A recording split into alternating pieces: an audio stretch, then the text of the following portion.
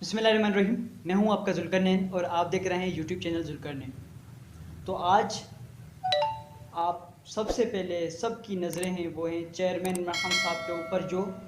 مقدمہ درج ہے توشہ خانہ کا، جس میں وہ اس وقت اٹک جیل میں قید ہیں۔ آج اس کی ایک اہم سماعت ہونی تھی اسلام آباد ہائی کورٹ میں جسٹس عامر فاروق صاحب کے بینچ میں، اور سماعت ہوئی تقریباً 1 بجے کے قریب سماعت شروع ہوئی تھی اور وقفے کے ساتھ سماعت چلی۔ یہاں سے عمران خان صاحب کے لطیف کھوسہ صاحب وکیل تھے، اور سامنے جو الیکشن کمیشن کے وکیل تھے امجد پرویز صاحب وکیل تھے ان کے، اور سماعت وقفے کے ساتھ چلتی رہی۔ بالآخر اس میں ایک اہم فیصلہ، کیونکہ اس کیس میں توشہ خانہ کیس میں کچھ ایسا بڑا ہے نہیں جس میں کیس کو لمبا کھینچا جائے، کچھ کیا جائے، لیکن افسوس ہوتا ہے ہمارے نظام انصاف پر کہ وہ کس اسٹائل کس انداز میں چلتا ہے کہ وہ انصاف فراہم کرنے میں بہت پیچھے ہے۔ اس وجہ سے ہمارا جو پاکستان کا نظام انصاف ہے، جسٹس سسٹم ہے، وہ 131ویں نمبر پر ہے۔ افسوس کے ساتھ یہ کہنا پڑتا ہے۔ بہرحال عمران خان صاحب کی سماعت ہوئی اور اس میں بالآخر تقریباً 3:45 کے وقت، اب سے کچھ ہی لمحات قبل، جسٹس عامر فاروق صاحب نے کہا کہ ٹھیک ہے، دلائل مکمل ہو چکے ہیں اور فیصلہ محفوظ کرتے ہیں، کچھ دیر بعد فیصلہ سنائیں گے۔ اس کے بعد جسٹس صاحبان چلے گئے چیمبر میں، اور کچھ ہی لمحات بعد یہ جو عدالتی عملہ تھا انہوں نے یہ بتایا کہ جسٹس صاحبان جسٹس عامر فاروق صاحب کہہ رہے ہیں کہ فیصلہ کل 11 بجے سنایا جائے گا۔ تو یہ ایک انصاف میں تاخیر ہے۔ ہمارے انصاف کے نظام میں اگر اس طرح ہے تو پھر انصاف میں تاخیر ایک یہی سمجھا جائے کہ انصاف سے انکاری ہے۔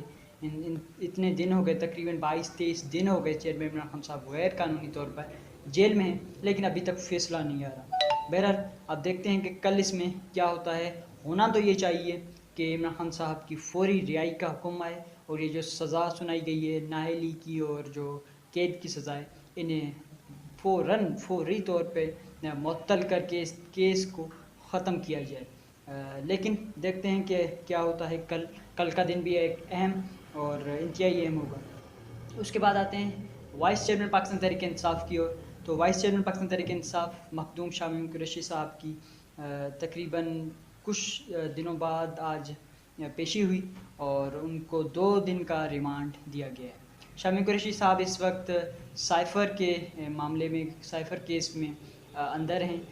وہ FIA کی تحویل میں ہیں، اور انہوں نے آج بھی جب وہ عدالت میں تھے جج صاحب کو انہوں نے کہا، اور اس کے بعد جب باہر نکلے تو میڈیا کو بھی انہوں نے بتایا کہ میں نے ہر طرح کا تعاون کیا ہے جو انویسٹیگیشن میں، لیکن اس کے باوجود بھی یہ ٹھیک نہیں چلا رہے، انصاف میں تاخیر کر رہے ہیں، اور مجھ سے انصاف نہیں کیا جا رہا، وہ یہ شکوہ کر رہے تھے، اور یہ ان کا شکوہ بالکل درست ہے۔ اس کے علاوہ اگر ہم بات کریں تو اٹک جیل سے ایک رپورٹ آئی ہے۔ اٹک جیل کی جو عملہ ہے، اٹک جیل کی جو انتظامیہ ہے، وہاں سے ایک رپورٹ آئی ہے، اور انہوں نے اس رپورٹ میں بتایا ہے کہ عمران خان صاحب کے جو وہاں سہولیات دی گئی ہیں، اب جو وکلا جاتے ہیں عمران خان صاحب کی اہلیہ جاتی ہیں، وہ آ کے باہر بتاتے ہیں کہ عمران خان صاحب کے پاس کوئی سہولت نہیں ہے، انہیں انتہائی مشکل حالات میں رکھا گیا ہے، ان کو سخت ترین حالات میں رکھا گیا ہے، جہاں وہ بہت بڑے دہشت گردوں کو رکھا جاتا ہے، اس ویسے سی کلاس میں رکھا گیا ہے۔ لیکن یہاں رپورٹ جو موصول ہوئی ہے آج اٹک جیل کی انتظامیہ کی جانب سے، رپورٹ آئی ہے کہ عمران خان کی نقل و حرکت چیک کرنے کے لیے 3 کیمرہ لگائے گئے ہیں عمران خان صاحب کے جو کمرے ہیں اور اس کے آجو باجو میں۔ اس کے علاوہ 53 جو افسران ہیں وہ سیکیورٹی کے لیے تعینات ہیں۔ اس کے علاوہ 2 وائرلیس بھی دیے گئے ہیں عمران خان صاحب کو۔ اس کے علاوہ میٹریس، 4 تکیے، ٹیبل، کرسی اور نماز کی جائے ایریا، کولر، ٹی وی کی سہولت بھی دی گئی ہے۔ جبکہ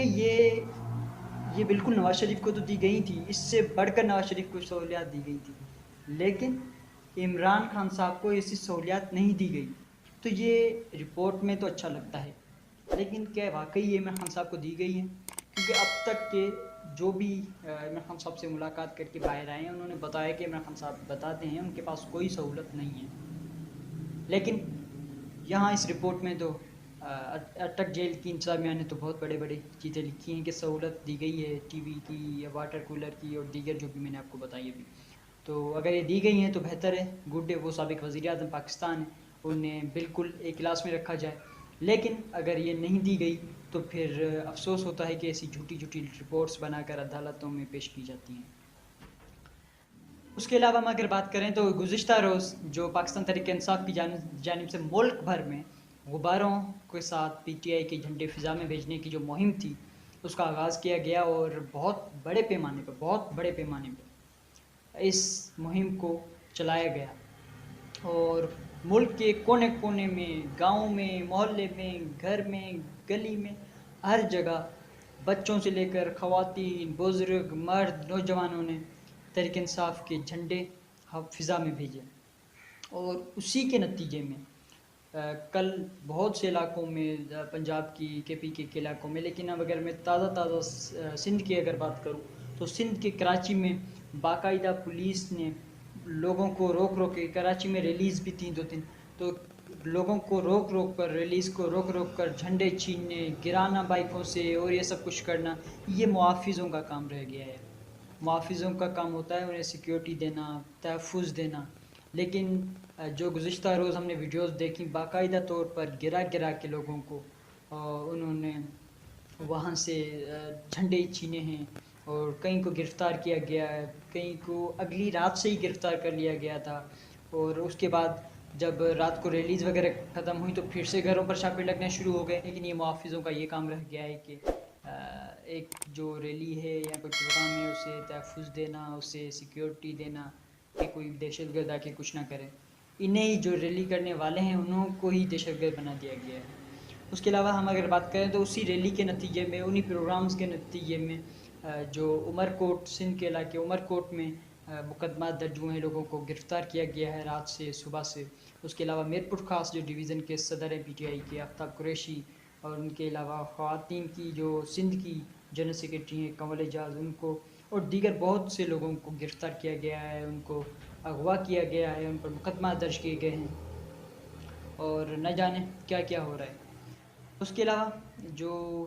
سندھ کے اندر ہم کراچی کی اگر بات کریں تو کراچی میں 2 دن سے P T I Gulshan Iqbal کے رہنما ہیں، نوجوان رہنما ہیں محمد فیضان، پی ٹی آئی کے سرگرم کارکن ہیں، وہ لاپتہ ہیں۔ جس طرح پورے ملک میں اغوا کاریاں چل رہی ہیں، دہشت گرد بنایا جا رہا ہے، 15 20 دن بعد، 100 دن بعد انہیں ظاہر کیا جاتا ہے، اسی طرح 2 دن قبل محمد فیضان کو بھی کراچی سے اغوا کر لیا گیا، اور ان کا ابھی تک کوئی پتہ نہیں ہے، اور افسوس کے ساتھ کہنا پڑتا ہے کہ ہماری عدلیہ بے بس نظر آتی ہے ان چیزوں میں، اور ہماری جو نظام انصاف ہے وہ اس میں بے بس اور کمزور نظر آتا ہے۔ ہم مطالبہ کرتے ہیں اس ویڈیو کے ذریعے کہ برائے مہربانی یہ جو دہشت گرد طرح کی حرکتیں ہیں، جو دہشت گرد بنایا جا رہا ہے پرامن لوگوں کو، پرامن پاکستانیوں کو، اس کے علاوہ جو اغوا کاریاں، جو مقدمات، جو کچھ ہو رہا ہے، برائے مہربانی یہ رکنے چاہیے۔ مہنگائی کی سطح کہاں تک پہنچ چکی ہے، دیگر ایشوز پاکستان میں کہاں تک پہنچ چکے ہیں، عوام جو مہنگائی کی چکی میں پس رہی ہے، لیکن صرف پی ٹی آئی کے پیچھے پڑ کے، پی ٹی آئی کے لوگوں کو گرفتار کر کے آپ نے ملک نہیں سنبھالنا۔ ملک سنبھالنا ہے تو آپ نے مہنگائی پر، آپ نے IMF کے معاہدوں پر، آپ نے دیگر چیزوں پر دیکھنا ہے تاکہ عوام کو کچھ سہولیات میسر ہوں۔ تو کل تحریک انصاف کے چیئرمین عمران خان صاحب کی ایک اہم سماعت ہے، سماعت تو ہو چکی ہے، اب اس کا فیصلہ آنا ہے، تو لیٹس سی، دیکھتے ہیں کیا ہوتا ہے، لیکن ہم امید رکھ سکتے ہیں کہ فیصلہ بہتر آئے گا، فیصلہ حق میں آئے گا، فیصلہ انصاف کا ہوگا، انشاءاللہ تعالی بہتر فیصلہ ہوگا۔ بہت بہت شکریہ، میرے اس چینل کو سبسکرائب کریں، لائک کریں، شیئر کریں، بہت بہت شکریہ۔